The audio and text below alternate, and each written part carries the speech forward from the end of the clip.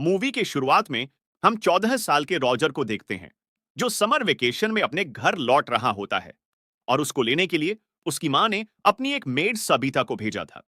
तब रॉजर सबीता के उछलते हुए गुब्बारों को देखकर काफी उत्तेजित हो जाता है और सबीता भी उसके इरादे समझ चुकी थी, लेकिन वो उससे कुछ भी नहीं कहती। फिर ऐसे ही हिलते हिलते वो दोनों घर पहुंच जाते हैं, जहां रॉजर की पूरी फैमिली मेंबर्स उसका अच्छे से स्वागत करते हैं। और आगे हम देखते हैं कि रॉजर की एक बहन भी होती है, जिसका नाम बर्था होता है।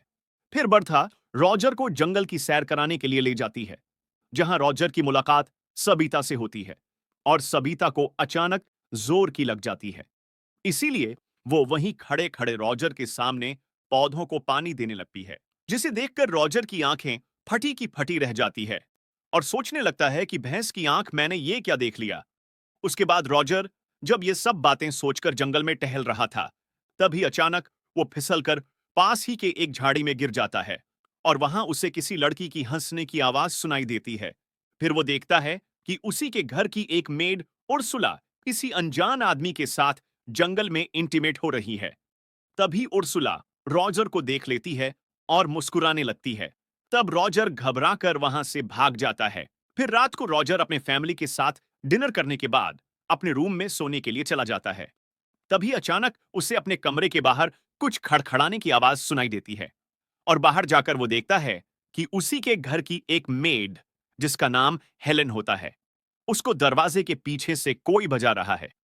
फिर फटाफट काम पूरा होने के बाद हेलेन अपने कपड़े ठीक करके वहां से चली जाती है और यहां रॉजर किसी तरह अपने अरमानों को दबाकर सोने के लिए चला जाता है। फिर अगली सुबह बर्था रॉजर को एक नदी के किनारे लेकर जाती है, जहां उसके घर के सारे मेड्स नहाते हुए अपने सीक्रेट्स शेयर करते थे। फिर वो दोनों एक दूसरे से बात कर ही रहे थे कि तभी घर के सभी मेड्स नदी के किनारे आ जाते हैं, जिससे दोनों भाई बहन एक पेड़ के पीछे छुप जाते हैं। फिर सभी मेड्स आपस में बात कर ही रहे थे कि तभी नदी की दूसरी तरफ से 3 आदमी गुजरने लगते हैं और ये तीनों रॉजर के ही घर के नौकर थे। फिर वो तीनों हल्के होने के साथ साथ नदी के उस पार बैठी मेड्स को अपने अपने औजार दिखाने लगते हैं। पर उर्सुला भी कुछ कम नहीं थी और वो भी जोश में आकर अपने गुब्बारे उन्हें दिखा देती है।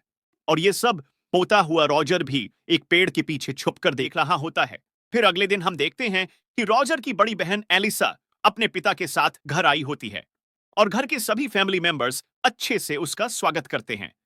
फिर एलिसा सभी से गले मिलती है, लेकिन रॉजर से सिर्फ हाय हेलो कहकर अंदर चली जाती है। तब रॉजर अपने साथ में हुई इस भेदभाव के कारण काफी निराश हो जाता है और बर्था को रॉजर की निराशा समझ में आ जाती है और वो उसका मन बहलाने के लिए उसको एक चर्च में ले जाती है, जहां वो दोनों छत के ऊपर चढ़कर अपनी मासी की बातें सुनने लग जाते हैं। और उसकी मानसी मार्गरेट चर्च के पादरी के सामने अपने पाप कन्फेस कर रही होती है, जिसमें वो फादर को बताने लगती हैं कि मुझसे एक बहुत बड़ा पाप हो गया है। दरअसल मेरा नेफ्यू रॉजर अपने समर वेकेशन के छुट्टी पर यहां आया है और जब से मेरे नैन उसके नैनों से टकराए हैं, मैं तब से उसकी दीवानी हो गई हूं और कई बार तो मैंने खुद को उसके साथ इंटीमेट होते हुए भी इमेजिन किया है। फिर ये सारी बातें छत के ऊपर छिपा रॉजर ध्यान से सुन रहा था, जिसे सुनकर वो काफी खुश हो जाता है और सोचने लगता है कि कोई तो है इस घर में जो मेरे बारे में भी सोचता है। और वो ये सोच ही रहा था कि तभी अचानक वो छत से नीचे गिर जाता है, जिससे उसका भांडा फूट जाता है। उसके बाद मार्गरेट और फादर रॉजर की मां को उसके बारे में सब कुछ बता देते हैं, जिसे सुनकर रॉजर की मां बहुत गुस्सा हो जाती है और वो अपने नौकर से झाड़ की मुट्ठी लाने के लिए कहती है। फिर वो झाड़ की मुट्ठी मार्गरेट को पकड़ाकर कहती है कि तुम उसके पिछवाड़े में 10 फटके लगाओ, यही उसकी सजा है। जिससे सुनकर मार्गरेट उस झाड़ की मुट्ठी से रॉजर के पिछवाड़े पर 10 जोरदार फटके लगाने लगती है। इसी दौरान एलिसा का मंगेतर रोलिन वहां पर पहुंच जाता है और वो रॉजर को इस हालत में देखकर मन ही मन हंसने लगता है। और अब फटके खाने के बाद रॉजर का पिछवाड़ा लाल हो जाता है, इसीलिए वो रात को पेट के बल सोने लगता है। लेकिन तभी उसको फिर से बर्तनों की आवाज सुनाई देती है, इसीलिए वो देखने के लिए बाहर जाता है और इस बार भी वो देखता है कि हेलन को कोई पीछे से बजा रहा है। लेकिन हमें यह पता नहीं चलता कि वो मिस्टर इंडिया आखिर है कौन। पर इस बार रॉजर के साथ साथ फ्रैंक भी इस नजारे को एंजॉय कर रहे थे, इसीलिए इसके बारे में पता करने के लिए रॉजर फ्रैंक के कमरे में जाने लगता है में हाथ डालकर दूरबीन से चांद सितारों का मिलन देख रहे थे। तब रॉजर को अपने कमरे में देखकर फ्रैंक चौंक जाते हैं और अपने कमरे से चले जाते हैं। उनके जाने के बाद रॉजर भी दूरबीन से चांद सितारों का मिलन देखने लगता है और वो समझ जाता है कि फ्रैंक तो साला उससे भी ज्यादा ठरकी है। फिर उसको टेबल पर एक अश्लील कहानियों की एक किताब मिलती है जिसको लेकर वो वहां से चला जाता है। जब वो अपने कमरे की तरफ जा रहा होता है तभी उसे अपने पेरेंट्स के कमरे के बाहर कुछ आवाजें सुनाई देती है। इसीलिए वो की होल से अंदर झांकने की कोशिश करता है, लेकिन तभी रोलैंड उसको झांकते हुए पकड़ लेता है। तब रॉजर उससे रिक्वेस्ट करता है कि प्लीज मेरे पेरेंट्स को इसके बारे में कुछ मत कहना, तुम जैसा कहोगे मैं वैसा करूंगा। जिसे सुनकर रोलैंड रॉजर से अपना गाड़ी साफ करवाने लगता है। फिर अगले सीन में हम देखते हैं कि रॉजर अपनी बहन एलिसा और रोलैंड से बातें कर रहा था। तभी रोलैंड रॉजर से कहता है कि देखो मेरे जूते कितने गंदे हो गए हैं, इसे अच्छी तरह से साफ कर दो। लेकिन रॉजर ऐसा करने से मना कर देता है। तब रोलैंड गुस्सा होकर रॉजर की मां को उसके बारे में बता देता है कि कल रात ये ठरकी आपके कमरे में झांक रहा था। जिसे सुनकर रॉजर की मां गुस्सा हो जाती है और वो रॉजर को घर से बाहर चले जाने के लिए कहती है। तब रॉजर मौका देखकर अश्लील कहानियों वाला किताब अपनी बहन एलिसा के किताब के साथ एक्सचेंज कर देता है। फिर वो बाहर छुपकर एलिसा को वो किताब पढ़ते हुए देखता है और एलिसा भी उस किताब को पढ़कर उसके मन में लड्डू फूटने लगते हैं। इधर रॉजर के अरमान भी जाग जाते हैं। इसीलिए वो उर्सुला के पास जाता है जो किचन में अपना काम कर रही थी। फिर रॉजर झट से उर्सुला को पीछे से पकड़ लेता है। तब उर्सुला डरकर उसके सर पर एक प्लेट तोड़ देती है जिससे रॉजर को दिन में ही तारे नजर आ जाते हैं। तब उर्सुला देखती है कि ये तो अपना रॉजर है और वो रॉजर के साथ इंटीमेट होने के लिए मान जाती है। लेकिन तभी दूसरी मेड वहां पर आ जाती है, इसीलिए रॉजर को वहां से भागना पड़ता है। उसके बाद हम देखते हैं कि एक पोस्टमैन वहां पर आता है और चिल्ला चिल्ला कर कहता है कि जंग छिड़ गई है, जंग छिड़ गई है। दरअसल जर्मनी ने फ्रांस के ऊपर जंग का ऐलान कर दिया है। जिसे सुनकर सभी लोग वहां पर इकट्ठा हो जाते हैं और अगले दिन गांव के सभी मर्दों को जंग लड़ने जाना था। इसलिए रॉजर की फैमिली रात को पार्टी करने लगते हैं और रॉजर को जब यह बात पता चलती है कि उसके घर के सभी मर्द जंग में जाने वाले हैं और घर के सभी औरतें अकेली रहेंगी, तो वो अंदर ही अंदर काफी खुश होने लगता है। फिर अगली सुबह सारे मर्द जंग के लिए रवाना हो जाते हैं। इसीलिए रॉजर सबसे पहले उर्सुला को अपने जाल में फंसाता है। पर उर्सुला तो पहले से ही रॉजर को पसंद करती थी, इसीलिए वो रॉजर को ग्रीन सिग्नल दे देती है और वो दोनों वहीं पर इंटीमेट होने लगते हैं। फिर अगले दिन हम रॉजर की मेड केट को देखते हैं जो एक नदी के किनारे बैठी होती है। तभी अचानक रॉजर भी नदी से बाहर निकलता है और केट को अपने बातों में फंसाकर उसके साथ वही नदी के किनारे इंटीमेट होने लगता है। और अब रॉजर की हिम्मत बढ़ गई थी। वो अपने घर के सभी लड़कियों के साथ इंटीमेट होने का प्लान बनाता है।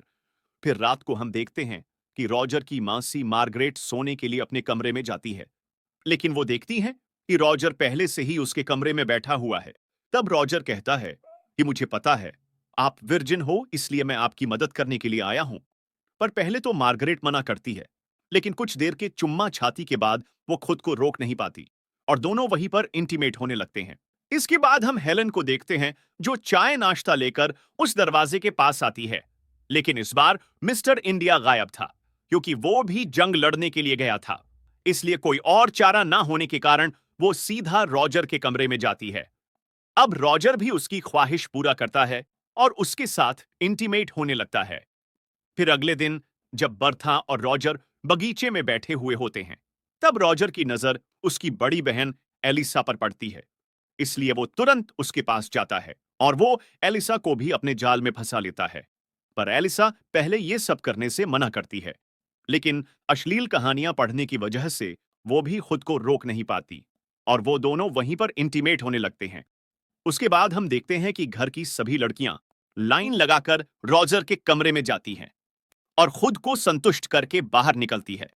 फिर एक दिन खुले में एंजॉय करने के बाद एलिसा रॉजर से कहती है कि मैं प्रेग्नेंट हो गई हूं, जिसे सुनकर रॉजर की फटकर हाथ में आ जाती है। तभी वो दोनों देखते हैं कि रोलैंड प्लेन में बैठकर घर वापस आ गया है। दरअसल जंग खत्म हो चुकी थी और सारे मर्द वापस आ चुके थे। फिर रॉजर सोच ही रहा था कि इससे कैसे बाहर निकला जाए, कि इससे कैसे बाहर निकला जाए कि तभी उर्सुला उसके पास आकर कहती है कि मैं भी प्रेग्नेंट हो गई हूं। फिर कुछ देर बाद उसकी मासी भी आकर कहती है कि मैं भी प्रेग्नेंट हो गई हूं।